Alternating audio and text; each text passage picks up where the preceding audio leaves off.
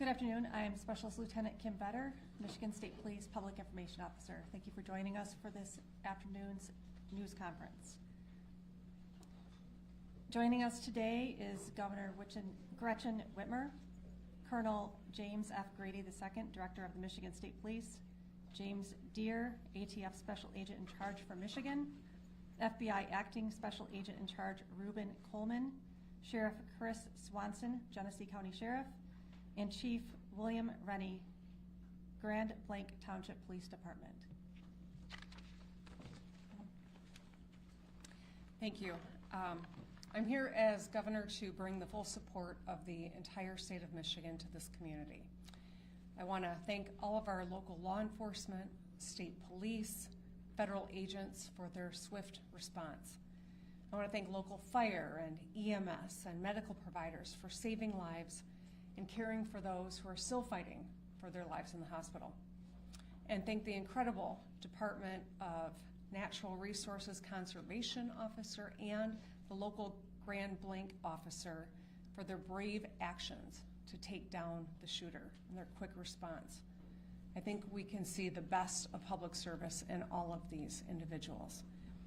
As I said, I'm here as the governor, but I'm also here as a fellow Michigander whose heart is breaking by another mass shooting in a place that is supposed to be defined by togetherness and a close-knit community here in Grand Blanc. As a state, we know the pain of this too well. We've seen gun violence in our schools, stores, parades, festivals, and our houses of worship. These are places that we go to feel connected, to feel safe, to be together. But today, this place has been shattered by bullets and broken glass. And this might be a familiar pain, but it hurts all the same. Every time. We cannot keep living our lives like this.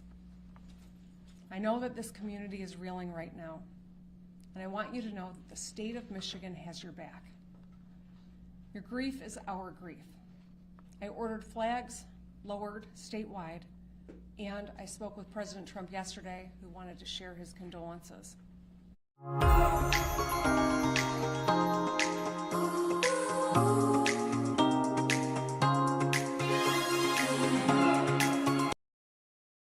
Response with our local and federal partners.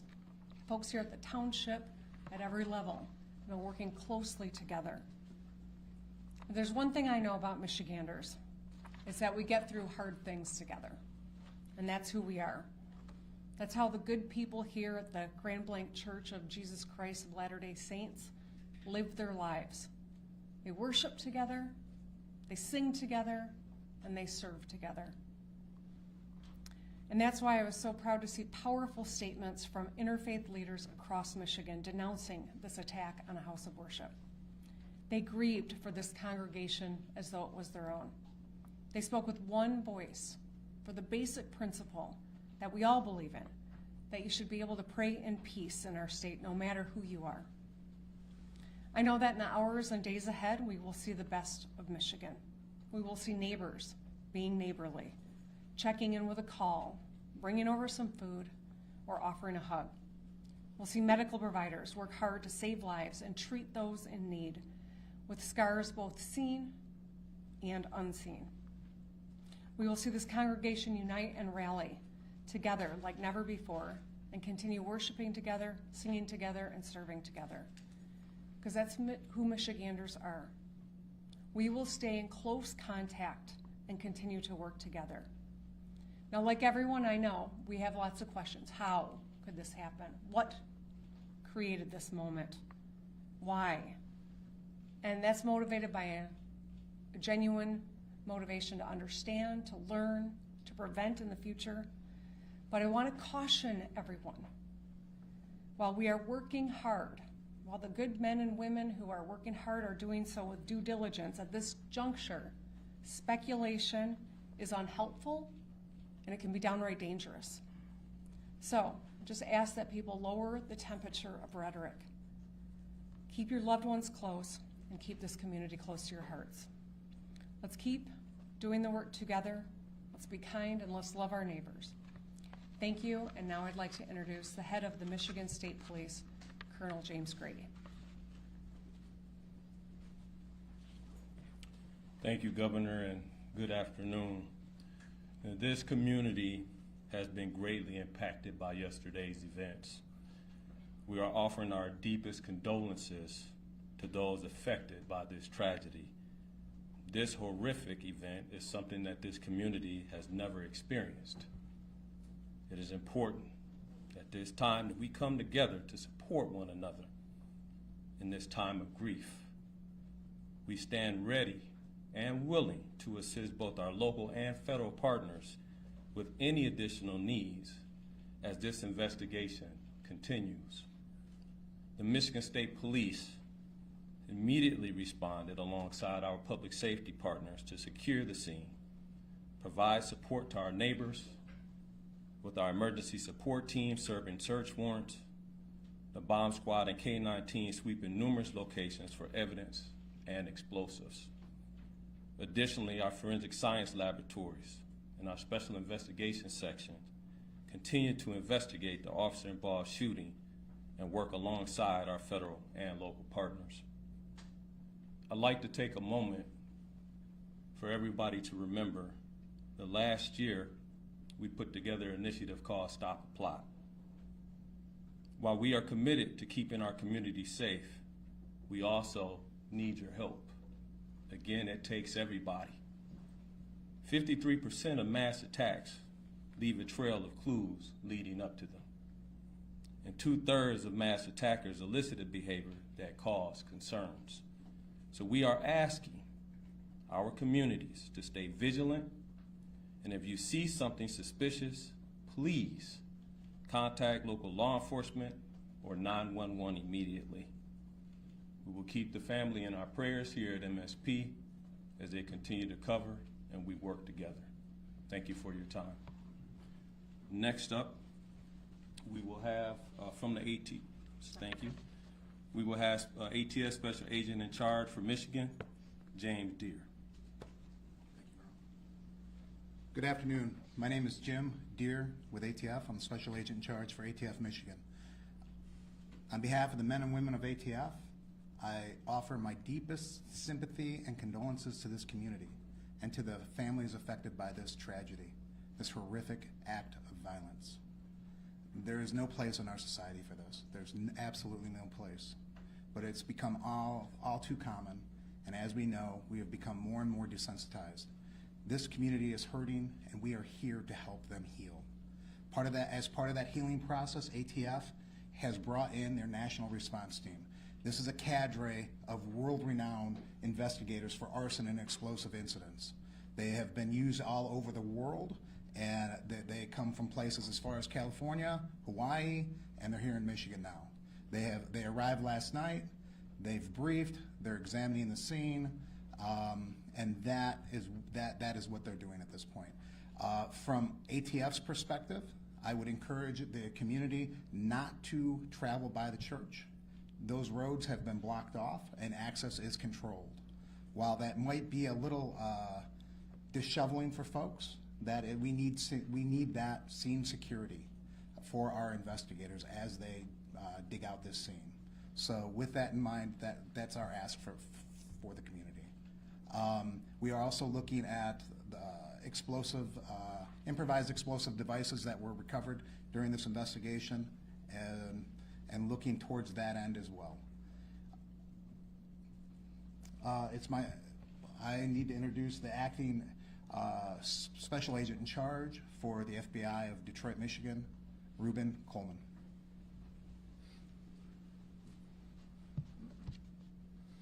My name is Reuben Coleman. I'm acting Special Agent in Charge of FBI Detroit Field Office, which represents the entire state. At this time, we wanted to provide an update on our investigative efforts regarding yesterday's tragic shooting at the Church of Jesus Christ of Latter-day Saints in Grand Blanc, Michigan. First, I want to express my gratitude for all the cross-agency collaboration between our federal, state, and local partners. Their support has been outstanding and critical to this investigation. We are in lockstep with our partners as we continue to work through this. As I mentioned yesterday, the FBI is investigating this as an act of targeted violence, and we are continuing to work to determine a motive. In the past 24 hours, our investigative squads and specialty teams have been out all night, exhausting leads, some of which have been coming in from the public via tips. Our special agents, victim specialists, child advocate forensic interviewers, and local partners have interviewed over 100 victims and witnesses to date and are continuing to interview individuals as we speak. Our Evidence Response Team, or ERT, which is a specialized team of special agents, intelligence analysts, and professional staff, are trained to process crime scenes and collect evidence. They were out all night and continue processing the scene as we speak. Our field office has stood up national equities for support. We are engaging with our Behavioral Analyst Unit, or BAU, and have received support from our Quantico Labs Division to analyze evidence collected to date. We received assistance from our FBI field offices across the country to support this case and follow down leads. While our focus is on this investigation, we want to continue to keep the victims and their families in our thoughts as they navigate through this incredibly difficult time. Please continue to reach out to the FBI via 1-800-CALL-FBI or submit tips at tips.fbi.gov. Thank you. Chief?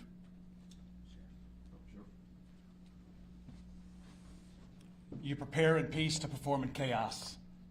I saw it live. I saw what you trained for, what you planned for, and the reality hit yesterday morning on a bright sunny day when people went to worship. But what I also saw is every level of government law enforcement work together for the good of the people. What I witnessed was people putting their lives at risk that had 2 months on the job as an EMT, or brand new firefighters, veteran firefighters, and law enforcement, just to bring a sense of stability to a scene that was chaotic and dynamic. As the sheriff of this county, I see the great people every day. But I want this community to know that those ranks and those agencies that were mentioned before me, we worked together. We worked in concert, and we did the job. And there's more to do. I will tell you, the sheriff's office dedicated every county sheriff medic that we had available, patrol, investigators, we did interviews, emergency management, whatever the task was needed. The sheriff's office worked with everybody that you heard and many that you don't know to bring justice and also order to this scene. But I will tell you, the days are continuing. We have 31 marked cars on as we speak, making sure schools that are in session, in churches that are planning Bible studies, regardless of faith-based, that they will be protected. Anybody who calls in, we will be there like other law enforcement to settle the community and bring a sense of calmness to people. There is an uncertainty, but law enforcement, especially this sheriff's office, will bring that to you.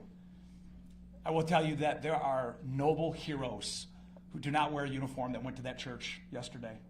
You're going to hear their stories as we lay out this case with law enforcement, but I will tell you this, those heroes from that church did their job. And it was led because of a police department. So law enforcement from this township is led by a chief who demonstrated leadership right out of the gate. And my honor is to announce him as the final speaker, Chief Rennie of Grand Blanc Township. Thank you, Sheriff. Evil. This was an evil act of violence. That's exactly what this was. And this is not Grand Blanc. This does not define Grand Blanc and who we are. We are a community, and I am confident that together we're going to build a stronger community due to this incident. Now, an update. This left 5 people dead, 8 people injured. As I said, this is an evil act and does not define Grand Blanc or who we are. At this time, what we know is everyone has been accounted for. We still are in the process of clearing out that church, but at this time, everyone is accounted for. We ask that you stay away from the scene. Let us work to clear this call so then we could get back to normal. That's what we all want. Grand Blanc Township police officers, the community of Grand Blanc Township, we're hurting. And we know that you are hurting as well with us. I want to remind you that we had the Family Assistance Center open. They will be open Monday and Tuesday at the Genesis Athletic Club from 8 a.m. to 8 p.m. That address is 801 Health Park Boulevard, Grand Blanc, Michigan 48439. Seek service, let's come back together and be stronger together and better. I'll open it up at this time for any questions. Sir. I have a question. When it comes to the act of violence, can you define why it is considered an act of violence, not something more serious like terrorism? I will let Agent Coleman speak to that particular question. Yes, as of right now, we are calling it an act of violence as this is an investigation that is continuing. We are continuing to receive leads. We're continuing to run down all information. And once we're able to ascertain definitively what we have, that's when we'll make those statements. But as of right now, this is an act of violence. Thank you. Follow up on that, please. You called this an act of targeted violence. Can you tell us who you believe the target was? A specific person, the LDS Church, another group? Well, as of right now, again, as this is an ongoing investigation, what I will say is when I say targeted violence, I mean targeted within our state and within our community. Right now, what we are here for are the families and the victims, and we're going to work diligently in order to make sure we can bring closure for them as well. Motive, there was some chatter that the suspect's ex-girlfriend was a Mormon or something of that nature, chatter online about that. Is that something that you can speak to, or any possible motive? That is something I cannot speak to at this point in time.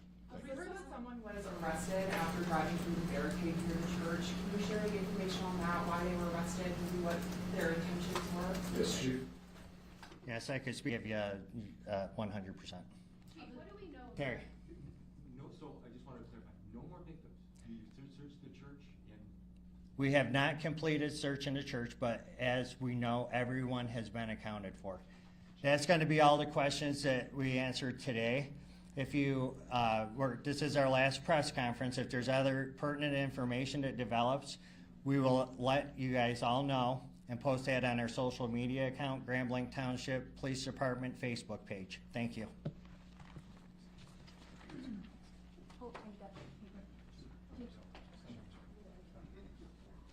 Sorry.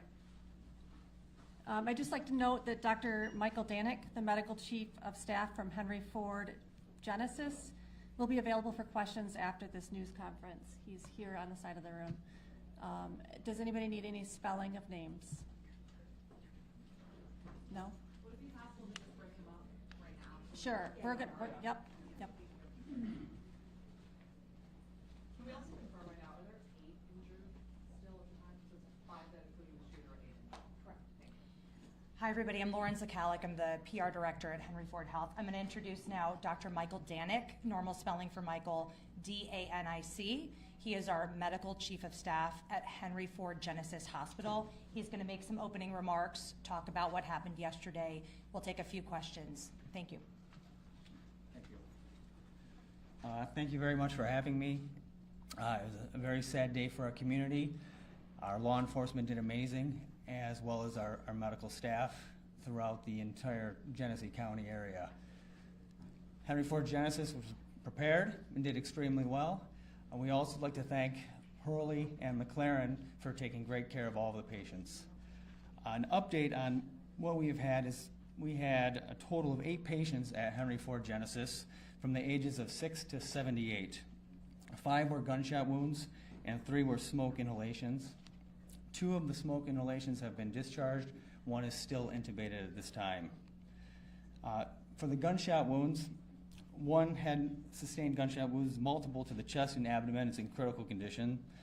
1 had to the abdomen, is in critical condition still, but mostly stable. 1 of the victims did die in the emergency department.